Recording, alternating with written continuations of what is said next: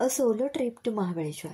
उत्तर भारतातील हिवाळ्यात भेट देण्यासाठी सर्वोत्तम ठिकाण म्हणजे शिमला, मसुरी, मनाली, धर्मशाळा आणि गुलमर्ग. मैदानाच्या उष्णतेपासून वाचण्यासाठी आणि बर्फाच्छादित लँडस्केपच्या सौंदर्याचा साक्षीदार होण्यासाठी या हिल स्टेशनला भेट अवश्य द्यायला हवी, असे आहे श्रद्धा गुगलवर. पण त्यातल्या त्यात मनाली सर्च करू का ग? थांब. येस. हिवाळ्यातील सुट्टीचा आनंद घेण्यासाठी सर्वात शिफारस केलेले ठिकाण म्हणजे मनाली होय. भारतात व्हाईट ख्रिसमसची अनुभूती अनुभवायची आहे. मनाली टुरिझमद्वारे मनालीच्या सहलीची योजना करा आणि त्याचा आनंद घ्या. आणि आम्ही आश्वासन देतो की तुम्हाला पश्चाताप होणार नाही. हिमाचल प्रदेश टूर पॅकेजेस तुम्हाला खऱ्या बर्फात ख्रिसमस साजरा करण्याची संधी देतात. मनाली हे नाव मनू आलयाचे व्युत्पन्न मानले जाते. अनुवाद मनूचे निवासस्थान. हिंदू विश्वविज्ञानामध्ये चक्रीय युगाच्या शेवटी एका मोठ्या प्रलयाने जगाला पूर आल्यानंतर मानवी जीवनाची पुनर्निर्मिती करण्यासाठी मनूने मनालीमध्ये आपले जहाज सोडले होते असे मानले जाते. मनाली हिमाचल प्रदेशाच्या कुलू जिल्ह्यातील निसर्ग सुंदर शहर. या शहराची लोकसंख्या 2254. हे शिमल्याच्या उत्तरेत सुमारे 250 किमी समुद्रसपाटीपासून 1798 मीटर उंचीवर वसलेले आहे. अगं ओवी, तू काय अख्खा विकिपीडिया वाचून काढणार आहेस का मनालीचा आता? मी म्हटले का तुला मनाली सर्च कर म्हणून?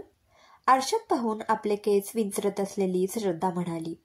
कमाल आहे यार श्रद्धा तुझी. इतका वेळ का गप्प होतीस मग? बोल ना भडाभडा. आत्तापर्यंत तर मी फक्त विकिपीडिया वाचला. तुझ्या इतका वेळ घेतला असताना तर संपूर्ण मनाली फिरून आले असते. म्हणे सोलो ट्रिपला जायचे आहे. एक मिनिट, तू घाबरत तर नाहीयेस ना एकटी जायला? नाहीतर मग मी पण येते, ओवी म्हणाली. ओह कमॉन ओवी, किती घाई असते तुला प्रत्येक गोष्टीची. आणि तू माझ्यासोबत आलीस तर माझी ही ट्रिप सोलो राहील का? श्रद्धा म्हणाली. श्रद्धा माय डिअर, एक माझं. हे बघ, अजून काय आहे गुगलवर? नैसर्गिक आकर्षण आणि अतुलनीय सौंदर्य व्यतिरिक्त मनाली त्याच्या अमर्याद साहसी संधी, प्रसिद्ध हडिंबा मंदिर, निसर्गरम्य रोहतांग पास, बर्फाच्छादित सोलांग व्हॅली आणि तेथील रमणीय पाककृती दृश्यांसाठी ओळखले जाते. मनाली हे वर्षभर चालणारे पर्यटन स्थळ आहे, परंतु ऑक्टोबर ते फेब्रुवारी हा काळ हिवाळ्यातील बर्फवृष्टी आणि बर्फाच्छादित पर्वतांना भेट देण्यासाठी आणि पाहण्याचा सर्वोत्तम काळ मानला जातो. साधारण मार्च ते जून हा उन्हाळा असतो जो तुम्हाला मनालीच्या दिवस आणि नाईट लाईफची कदर करण्यासाठी आमंत्रित करतो.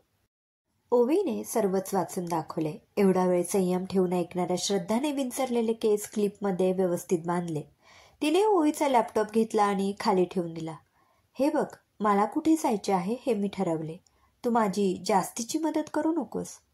अगं, मला आधी माझ्या महाराष्ट्रातील हिल स्टेशन्स पाहू दे, मग मी पुढचा विचार करेल. समजलं? श्रद्धाने उत्तर दिलं. बरं बाई, जशी तुझी मर्जी. बरं मग महाराष्ट्रातील हिल स्टेशन्स बघू का? ओवीने विचारले. नको, मी ठरवले आहे. मला महाबळेश्वरला जायचे आहे यंदाच्या हिवाळ्यात, श्रद्धा म्हणाली. महाबळेश्वरच का? ओवीने पुन्हा विचारले. ब्रिटिश काळापासून महाबळेश्वरला उत्कृष्ट गिरीस्थान मानले जाते. तसेच महाबळेश्वर शहराचे नाव भगवान शिव वरून पडले आहे. जुने महाबळेश्वर येथे स्थित असणारे मंदिर क्षेत्र महाबळेश्वर म्हणून प्रसिद्ध आहे. आणि तुला तर माहिती आहे की मी माझ्या महादेवाची निस्सीम भक्त आहे म्हणून, श्रद्धा म्हणाली. अरे बापरे, तू तर आधीच सर्व गुगल सर्च केला आहे महाबळेश्वरबद्दल. मग मला का टाइमपास करायला लावलास? ओवी म्हणाली. श्रद्धा जोरजोरात हसायला लागली. तिचा आवाज ऐकताच सुलभाताई, श्रद्धाची आई आल्या. काय ग, काय चाललंय तुमच्या दोघींचं? सुलभाताईंनी विचारले. काही नाही ग, ओवीची मी जरा मजा घेत होते, श्रद्धाने उत्तर दिले. बघा ना काकू, ही ना नेहमी अशीच करते, ओवी जराशी चिडून म्हणाली. काय ग श्रद्धा, काय म्हणालीस तू ओवीला? सुलभाताईंनी विचारले. काही नाही ग आई. ए नौटंकी, जरा अभ्यासाचं बघ, परीक्षा जवळ आल्यात तुझ्या, श्रद्धा मैत्रिणीला खडसावत म्हणाली. चालू द्या तुमच्या दोघींचं, मी आवरते बाई माझं काम. ए श्रद्धा, तू तुझ्या त्या सोलो ट्रिपला कधी निघणार आहेस? सुलभाताईंनी जाता जाता मागे फिरून श्रद्धाला विचारले. डिसेंबरमध्ये, म्हणजे पुढच्याच महिन्यात. असेही मला सध्या सुट्ट्या आहेत. हिवाळ्यात मस्त वातावरण असतं म्हणे तिकडे, श्रद्धा सांगत होती. वाव काकू, किती ग्रेट आहात तुम्ही आणि काका. श्रद्धाला मस्त सोलो ट्रिपला पाठवायला तयार झालात. नाही तर माझे आई बाबा साधे दुसऱ्या शहरात देखील जाऊ देत नाहीत, ओवी म्हणाली. तेवढ्यात ऑफिसवरून नुकतेच आलेले श्रद्धाचे बाबा सुजयराव म्हणाले, का नाही पाठवणार ते तुला? आमचं उदाहरण दे त्यांना. अगं मुलींनी लग्नाआधी निदान एकतरी सोलो ट्रिप करायला हवी. तेवढाच कॉन्फिडन्स येतो मुलींमध्ये, एकटं फिरण्याचा, आत्मनिर्भर राहण्याचा, निडर राहण्याचा. अगदी बरोबर बाबा, श्रद्धा म्हणाली. लग्नाआधी या मॅडम चालल्यात खऱ्या सोलो ट्रिपला, पण मध्येच कोणाच्या प्रेमात वगैरे पडू नकोस म्हणजे झालं, ओवी सहज बोलून गेली. नंतर जीप दातांमध्ये गच्च धरत ओशाळून ती तिथून निघून गेली. ही ओवी पण ना काहीही बोलते बाबा, तिच्याकडे लक्ष देऊ नका, मनात येईल ते ती बोलते, श्रद्धा म्हणाली. सुजयराव पुचकळ्यात पडले. काहीसे सावरत ते मंद हसू लागले तसे श्रद्धाही हसू लागली. श्रद्धा आपल्या बेडरूममध्ये गेली. खरंच ओवी म्हणाली तसं आपल्या स्वप्नातील राजकुमार मला भेटेल का तिथे? श्रद्धा स्वतःशीच पुटपुटली. तसेही तिला अरेंज मॅरेजपेक्षा स्वतःला प्रेम होईल अशाच व्यक्तीशी लग्न करायचे होते. तसे विचार तिने घरात आधीच सांगितलेले होते, पण सुजयरावांना हे मान्य नव्हते. एव्हा ना इंजिनिअरिंगची शेवटची परीक्षा संपवून कॅम्पसमध्ये निवड झालेल्या कंपनीत जाण्यासाठी तिला बराच अवकाश होता. तोपर्यंत एखादी सोलो ट्रिप करू द्यावी असा तिचा मानस होता.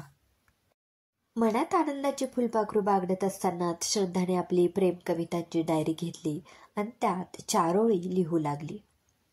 हिवाळ्यात प्रेमाचा गारवा बिलगून घेतो मनाला, हिवाळ्यात प्रेमाचा गारवा बिलगून घेतो मनाला, भेट रे साजना सख्या अधीर तुझ्या बावरीला, भेट रे साजना सख्या अधीर तुझ्या बावरीला. असेच दिवस गेले आणि श्रद्धाचा सोलो ट्रिपचा दिवस उजाडला. हिवाळ्यात महाबळेश्वरला जाणे म्हणजे एक स्वर्गसुख अनुभवणे होतेच, पण सोबत थंडीपासून बचावासाठी आवश्यक असे उष्ण कपडे घेऊन जाणे गरजेचे आहे असे बाबांनी श्रद्धाला समजावले होते. त्यानुसार आईने श्रद्धाची बॅग पॅकिंगसाठी मदत केली होती. श्रद्धाने आपल्या ट्रिपसाठी ऑनलाईन बुकिंग केली होती. त्याप्रमाणे ती बस स्थानकावर पोहोचली. थोड्या वेळातच महाबळेश्वरला जाण्यासाठीची बस आली. तिथे श्रद्धाने काही फॉर्मॅलिटीज पूर्ण केल्या. आपल्या सीटवर जाऊन तिने बॅग व्यवस्थित ठेवली आणि ती स्थिरावली. हुश, झाला एकदाचा माझा महाबळेश्वरला जाणारा सोलो प्रवास सुरू. वाव, काय भारी फिलिंग आहे यार हे. याचसाठी तर मी हा सारा खटाटोप केला होता. चला, आई आणि बाबांना कळवते बस निघाली म्हणून. आई आणि बाबा थोडे काळजीत होते मी निघताना. ओवीला पण सांगते मी निघाले म्हणजे बस निघाली म्हणून. तिला इकडचे छान छान फोटोज टाकून मस्त जेलेस फील करवेल. बिचारी, श्रद्धा स्वतःशीच पुटपुटली. हलकेच स्मित हास्य करत श्रद्धाने आपले हेडफोन पर्समधून काढले आणि कानात टाकले.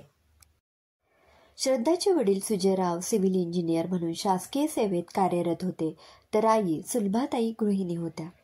स्वभावाने शिस्तबद्ध असले तरीही बाप म्हणून ते तेवढेच मृदू होते. सुलभाताई म्हणजे अगदी साध्या भोळ्या गृहिणी होत्या. घराला घरपण देणारी एक सर्वगुण संपन्न सुगरण होत्या. श्रद्धाला एक भाऊ होता. त्याचे नाव दीपक होते. दीपक जन्मापासूनच ऑटिझम या आजाराने ग्रस्त होता, पण हळूहळू त्याच्यात सुधारणा दिसू लागली होती. आपण श्रद्धाला आजवर कुठेही दीपकच्या अशा अवस्थेमुळे नेले नाही, म्हणून सोलो ट्रिपसाठी त्यांनी श्रद्धाच्या आईवडिलांनी तिला सहज परवानगी दिली होती. पण मुलगी म्हणून त्यांना तिची काळजी होती. परंतु याच काळजीमुळे त्यांना तिच्यातील आत्मविश्वास, निडरता कमी पडू द्यायची नव्हती. आपला भाऊ म्हणजे श्रद्धाचा जीव की प्राण होता. त्याच्यासाठी काहीतरी मोठे करण्याची तिची खूप इच्छा होती. ओवी म्हणजे श्रद्धाची बेस्ट फ्रेंड. अगदी श्रद्धाच्या शेजारीच तिचं घर होतं. ओवी मेडिकलचे शिक्षण घेत होती. स्वभावाने चंचल, दिलखुलास, बडबडी, तेवढीच प्रेमळ अशी ओवी आणि हुशार, लोभस, हजरजबाबी, कर्तृत्ववान, संस्कारी अशी श्रद्धा यांची लहानपणापासून चांगलीच जोडगोळी होती. गाणे ऐकून थोड्याच वेळात श्रद्धा कंटाळली. तिला तहान लागली. तिने पर्समधून बाटली काढली आणि घटाघटा पाणी पिले.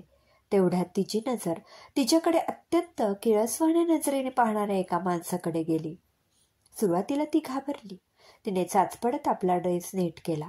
अरे बापरे, आपण तर आज सोलो ट्रिपला निघालोय अशी जाणीव होताच ती सावरली.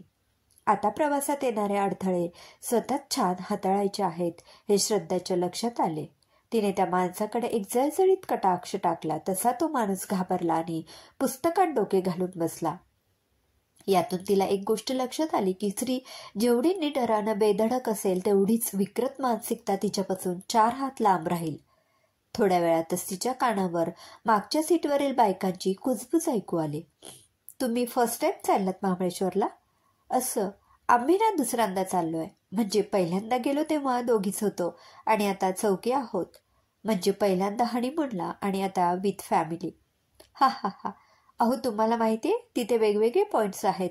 ते म्हणजे sunset point, Arthur point, echo point, elephant head point, Wilson point, केट्स point असे एकूण 20 पॉइंट्स. याशिवाय महादेवाचे एक मंदिर देखील आहे. शिवाय प्रतापगड म्हणजे आपल्या शिवाजी महाराजांची शान देखील इथे आहे. शिवाय तपोला लेक, पाचगणी, आ हा हा.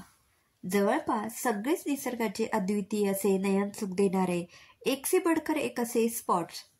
त्यावर घोडेस्वारी आणि बोटिंग म्हणजे 4 चाँद. आणि इथली स्ट्रॉबेरी, ओ माय गॉड.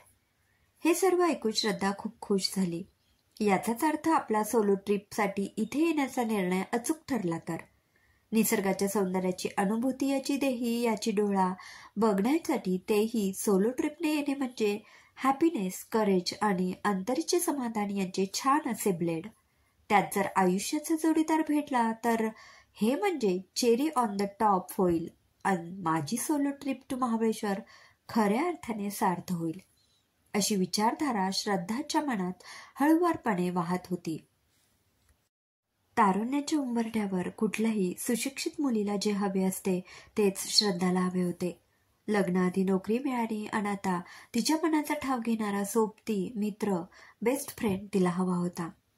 लग्नाआधी एक दिलखुलास असा मी टाईम स्वतःसोबत स्पेंड करावा असे तिला मनोमन वाटायचे. लग्नानंतरच्या जबाबदाऱ्या सांभाळून अशी भटकंती एका स्त्रीला कधीच शक्य होत नाही हे तिला आपल्या आईवरून समजले होते. ही सोलो ट्रिप म्हणजे तिच्यासाठी एक स्वप्न होतं, एक ध्येय होतं, एक उमेद होती. श्रद्धा इंजिनियर असली तरीही तिला लिखाणाचा छंद होता. तिने तिची प्रेम कवितांची डायरी काढली आणि त्यात सवयीप्रमाणे 4 ओळी लिहू लागली. गुलाबी थंडी महाबळेश्वरची, रम्य आनंदी चराचर, रंग आणि साज नाविन्याचा मदमस्त सोलो ट्रिपची ही सफर. क्रमशः लेखिका सौ प्रियंका शिंदे बोरुडे.